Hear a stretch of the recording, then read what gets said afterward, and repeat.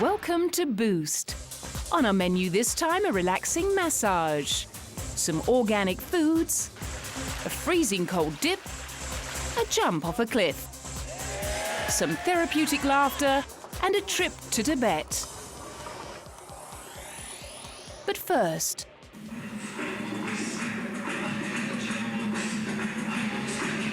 what do you get when you mix salsa, merengue and samba and throw in some aerobic moves? Zumba, that's what, a hot new exercise that has taken off in South Florida.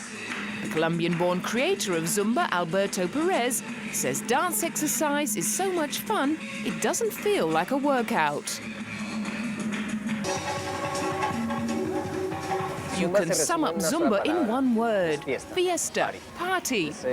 It's a form of doing exercise while you're having fun, having a good time, dancing, laughing, without even noticing that you're exercising. Zumba incorporates several Latin dances at a fast-paced rhythm, and like other forms of aerobic classes, increases the level of intensity to benefit participants' cardiovascular systems. It's an expression that in my country means that it's a party, fast and fun. And we say we're going to Zumba, and it's an easy word. That's why I called it Zumba.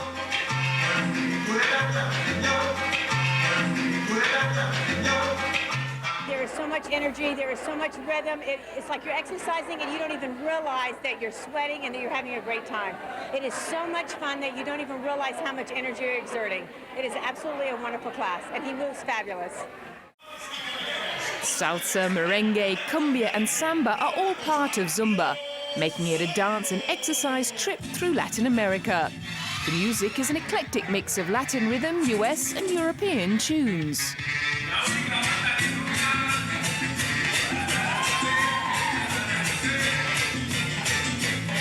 Esta clase nunca va a pasar de moda porque siempre la música está vigente. Depende de uno. Si yo no estoy en qué es lo que está sonando, voy a pasar de moda y me quedo con la música del 2000 o del 89 o el 90. Pero siempre estoy grabando música y hacer un... I'm always taping new music. When I make a compact disc, it's like writing a script. I take between 4 and 5 hours in making a CD for my classes. I sit down and tape while imagining my classes. Grabar eso es bien interesante y es divertido y es como cuando tengo un CD nuevo, es como estrenar juguete y a la gente le gusta. Those who come to his classes find Zumba the perfect stress release. It's very intense, fun, and most of us say it's like therapy. For those who are married and have children, it takes you out of your routine, and it's really good.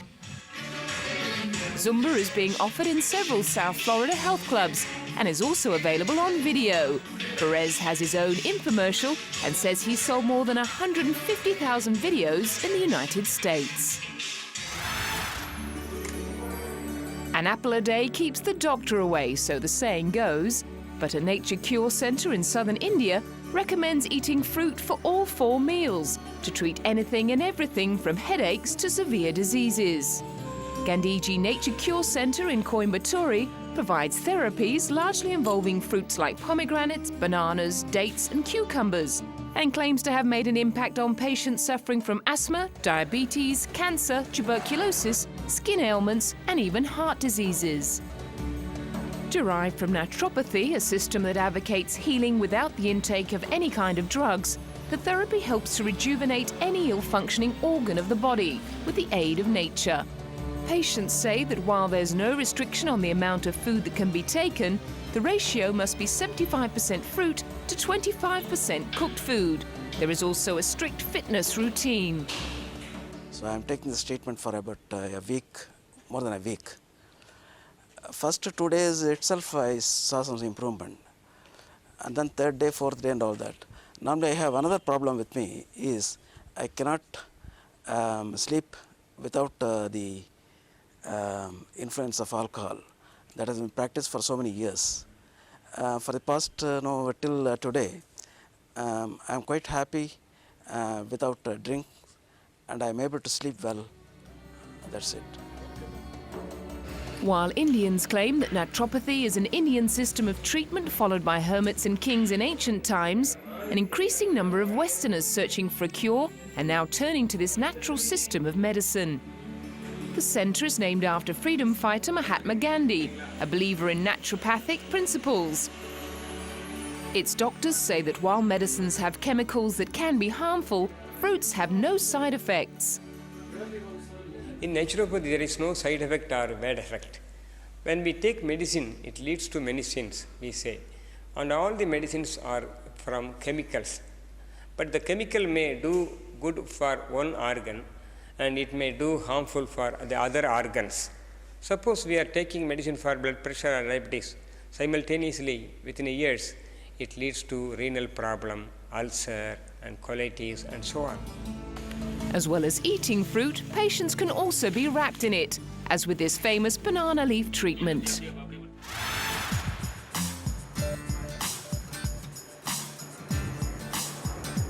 Bodyvias' client list reads like a who's who of music, film and television, with regular clients including Cher, Belinda Carlisle and Ralph Fiennes.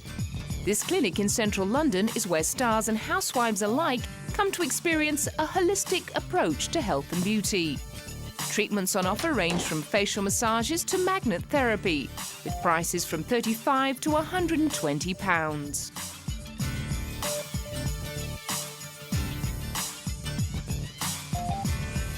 I'm in a sort of business where I'm trying to hope to part my knowledge to give a control of your well-being in your own hands. That is what my business is. Yes, I am very much under the beauty umbrella, but that is the reason why people relate more to well-being with the looks. But if the looks are good, you are well. As well as her Chiltern Street salon, Bharti has her own training centre in central London and a signature brand of health and beauty products. She says it's vital to educate not only customers, but also other therapists in holistic treatments. People are living longer and nobody wants to look old. So I think it is definitely a new culture which is going to roll on worldwide.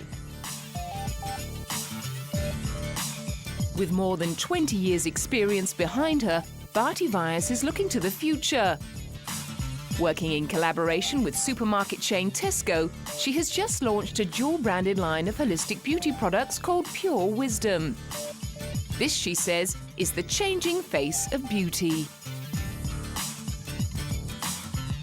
Coming up, the organic baby food boom.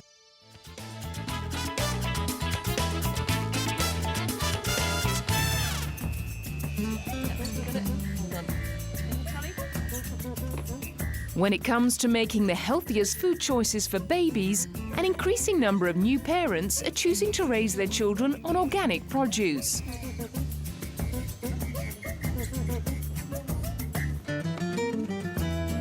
A recent UK report published by consumer analyst Mintel International found ready-made organic baby food sales are booming, while the organic food sector itself sells more than £1 billion worth of products every year. What we found in terms of the baby food sector is there's been enormous growth in organic baby food over the past 5 years. That's actually grown in 8 times the size since 1996. One of the reasons, or the key reason really, why the baby food market is doing so well is that it's quite simply parents want the best for their children. Planet Organic is one of the many businesses enjoying the increase in popularity of organic foods. Organic food, baby food, is a large part of our business. It's a fast expanding part of our business. And I'd say that it's a good cross-section of the public purchase it for their children, their babies. Because it is organic, they want to give their youngsters a good start in life. And this is a product to do it.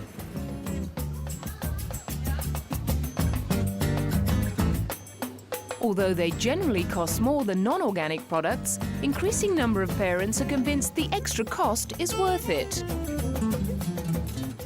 I just think it's healthier, even though it's more expensive, so they don't have everything organic. But where I can, I'd give them organic food. Organic food is definitely better for small children, babies in particular. I think although it's a little bit more expensive, it can, in the long run, it's better for your health. And as well as boosting children's health, it's not doing organic cash registers any harm either. Followers of Feng Shui, the ancient Chinese art of placement, believe metal wind chimes can promote better health because their sound neutralizes negative energy. This is the low pan, is a Chinese compass. It's always point to the south. It's used in Feng Shui to help determine the best placement. The front door of Jay Chen's home has what is called a bagua, or 8-sided mirror at the top. Because Chen's house faced bad energy from another house, Dr. Lu corrected the situation with the bagua. So that's why cause his problem, the stress and also the hypertension. So we use the bagua, the mirror inside, to reject the negative energy. But has it worked? Maybe there's still the pressure there, but I really don't feel the pressure. What I feel just, good mood. Besides bagua mirrors, choosing colour and arranging furniture properly can let harmonious energy or qi flow freely. Crystal balls, positive magnetic energy and hearty bamboo can also bring vitality and longevity. There's an electricity pole, point to your front door or your bedroom door. You can use to hand this bagua to help you reverse the evil force. Overall, Feng Shui teaches that good health comes from a perfect balance with nature. Just a few months old and already bathing in the fresh Kazakh mountain streams. This child is one of the youngest practitioners of the followers of Ivanov. They believe that people were created to enjoy good health and push their bodies to what many would consider extremes.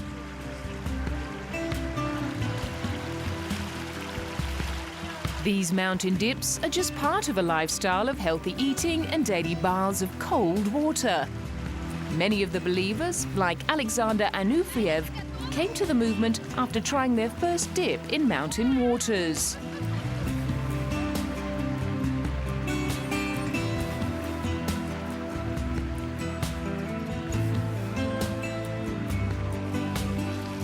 Anufriev says the cold waters have helped him regain his health.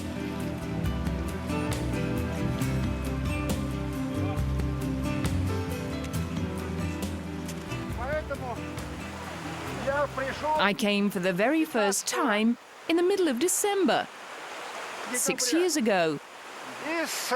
I jumped straight into the water without any type of preparation.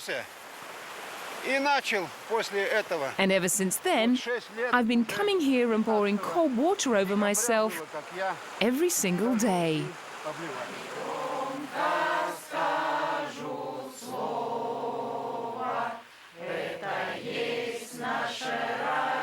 This bizarre health movement, begun by a hermit in eastern Ukraine early last century, has gained thousands of followers in Kazakhstan, who now worship their founder as a god.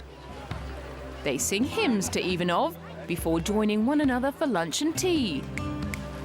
A mix of races and nationalities joined by their faith. And nearly all of them have a testimonial. 9-year-old Medina says the practice changed her life and her mother's as well. I feel great. I'm healthy.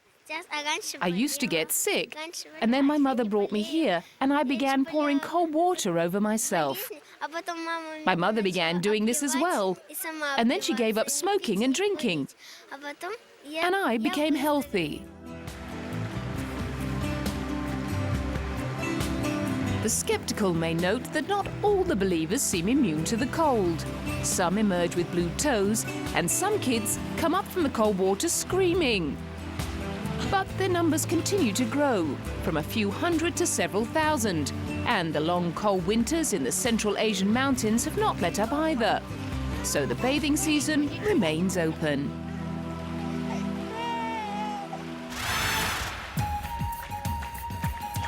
The growing popularity of laughter clubs in India shows that laughter is the best medicine. Members of such a club in India's central Raipur city begin their day with a laughing session in a local park early every morning. What seems like contortions of facial muscles to an onlooker are in fact exercises, which help in improving blood circulation and relieving stress. The concept owes its origin to the Hasya Yoga, or yoga of laughter, which finds mention in ancient Indian scriptures. Laughing club members believe their exercises can relieve ailments including joint pains, spondylitis, backaches and headaches. For most members, the club is a means of escape from the stress and strain of everyday life. The purpose of going to the Laughing Club is for good health, positive attitude and to meet people. I had seen these laughing clubs when I used to go for my morning walks. Now I've been associated with this laughing club for over 2 years. I've benefited a lot from the exercises here.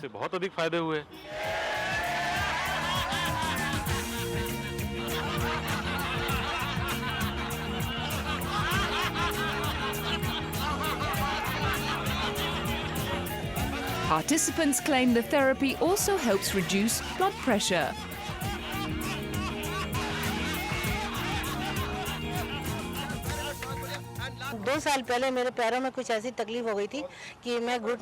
Two years ago, when I first joined the Laughing Club, I used to have severe pain in my legs. The Laughter Club has helped me a lot. It's reduced the pain, and now I can run about and do anything. The benefits have apparently been so tangible that more and more clubs have been formed all over the country. And their message is simple: don't worry, be happy. Coming up, paragliding.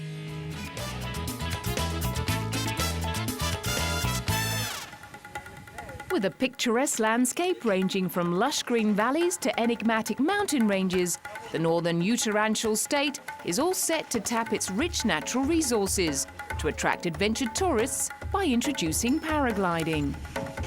After a successful launch in the hilly state of Himachal Pradesh a few years ago, paragliding facilities are now being extended to Naukichal, a popular lake resort in the hills of Uttaranchal.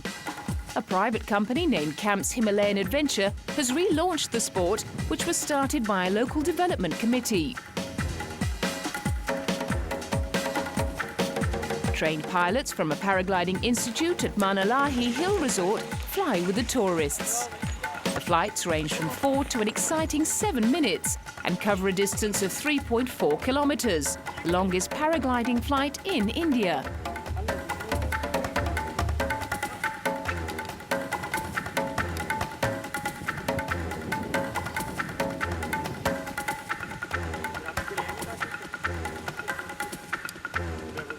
The cost per flight comes to around $15 US. But despite the high costs, sport enthusiasts travel thousands of kilometers for the joy of a few minutes of gliding.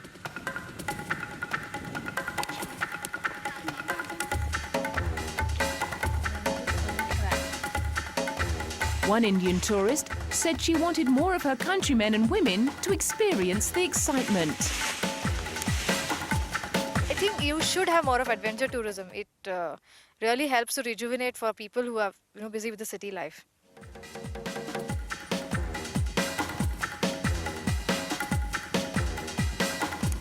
India has some of the best cliffs and slopes in the world for paragliding, but has limited takers because of the high costs involved in the sport. Umesh, owner of the Camps Himalayan Adventure, said that in order to promote the sport all over India, the government's assistance is essential.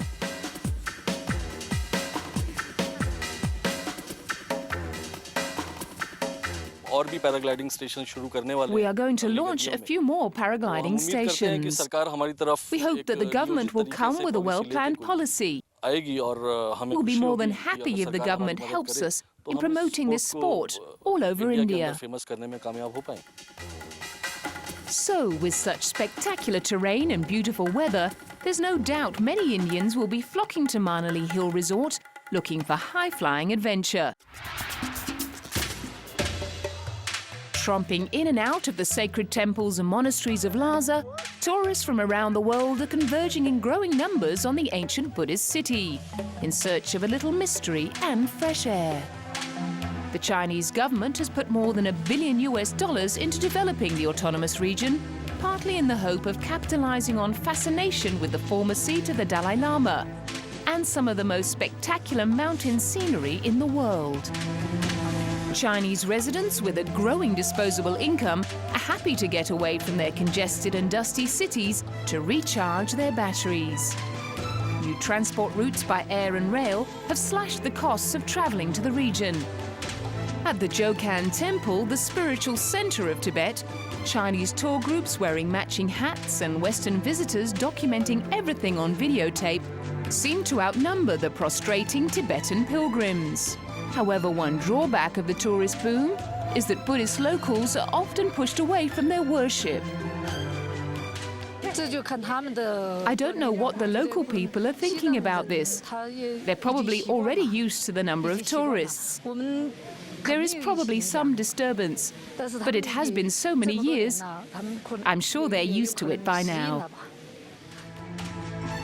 But the influx of visitors has raised concerns with overseas Tibetan activists, worried that government officials are turning the city into a theme park for the sake of making a buck. This is a political matter. It's very difficult to tell me.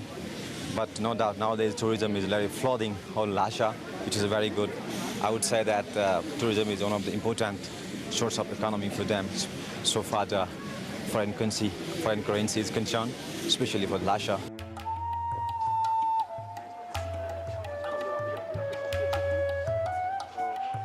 Many officials seem to be playing down the scale of tourism, claiming that only 2 to 3% of Lhasa's total gross domestic product is being brought in by tourism.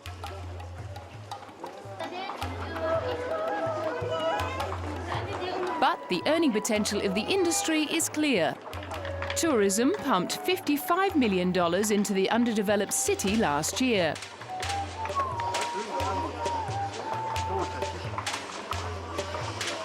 Western visitors, drawn to the Himalayan region by sympathy for the cause of the exiled 14th Dalai Lama and Tibet's Buddhist population, admit there is a slight problem. Maybe there should be some places where tourists are allowed to go, but there should be also protection for the monks and even for real pilgrims to go, and which are not allowed to tourists, I think. And on the other hand, I think that it's very important for people to come to Tibet and to see what's happening, and also to be critical about what's happening here. Because I think also that we don't get the right information all the time. Hopefully authorities will find the right balance, so the gentle beauty of this unique kingdom remains intact. Gracias.